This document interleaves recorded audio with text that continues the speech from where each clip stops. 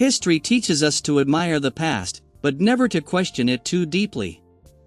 We are told that ancient civilizations were skilled, patient, and astonishingly precise, yet always limited by simple tools. Chisels, hammers, human hands. But some objects quietly refuse to obey that explanation. In museums across the world stand marble statues draped in stone so thin it resembles fabric.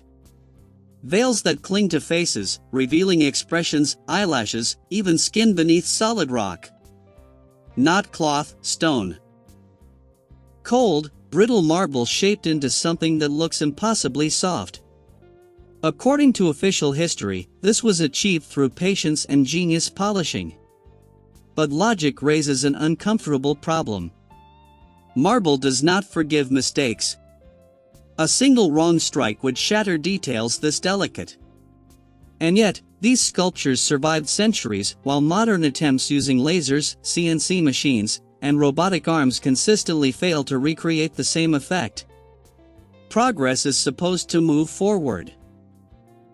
So why does modern technology struggle to repeat what is supposedly a purely manual craft?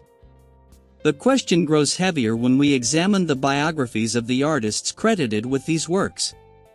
One famous sculptor, often celebrated as the master of transparent marble, is said to have created his greatest pieces during periods when historical records place him elsewhere, politically active, involved in military movements, sometimes even in different countries. Works appear in England while their supposed creator is documented in Italy.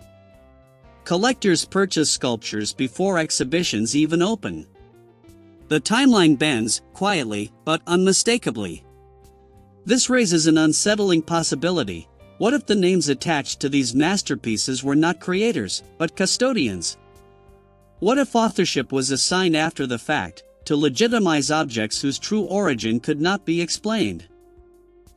If a technique truly existed, it would not vanish without students, improvements, or evolution.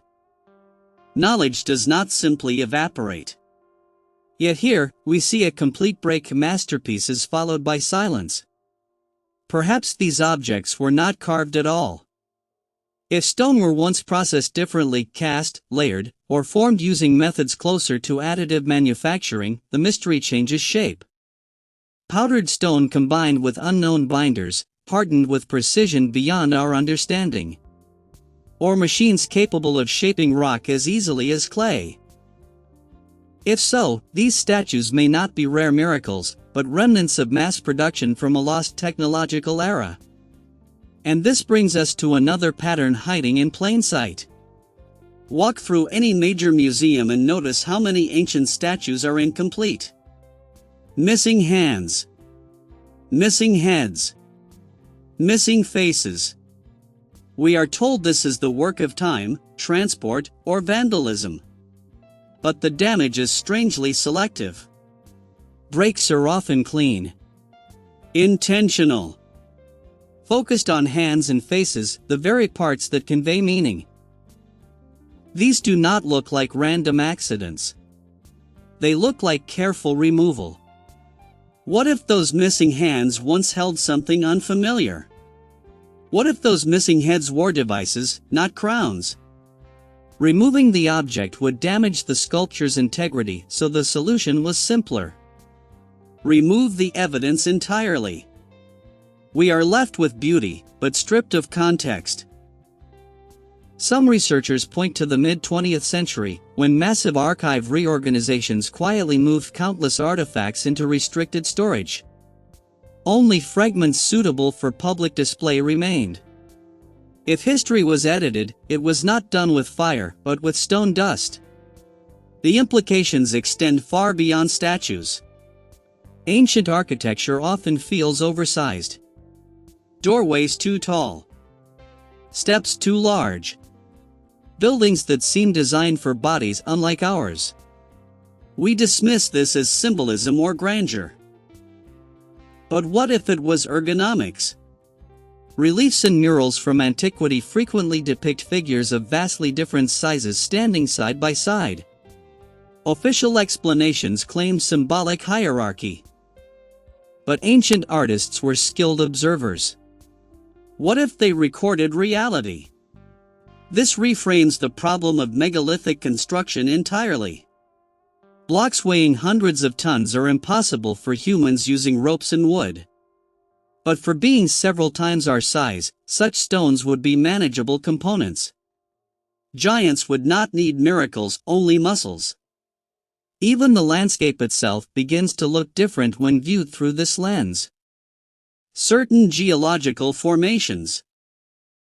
Perfect hexagonal columns, massive flat-top structures, are explained as volcanic accidents. Yet hexagonal organization is not random chaos. It is the signature of efficiency found in living systems. Plant fibers. Cellular structures. Biological design. What if some mountains are not mountains at all, but petrified remains of ancient life, mineralized forms of a biosphere that operated on a scale beyond our comprehension?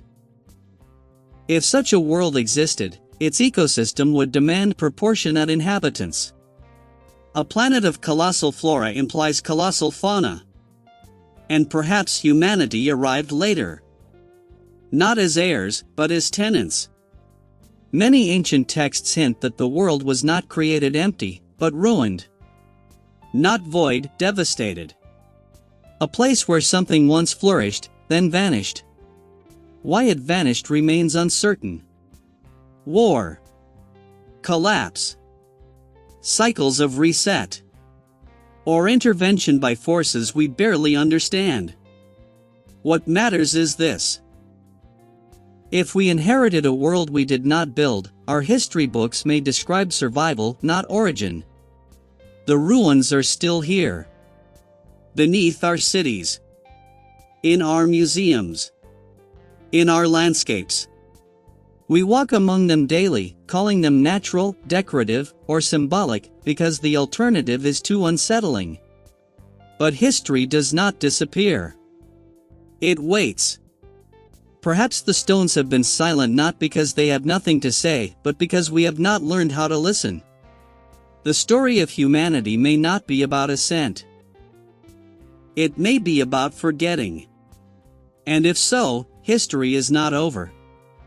It is only beginning to re-emerge.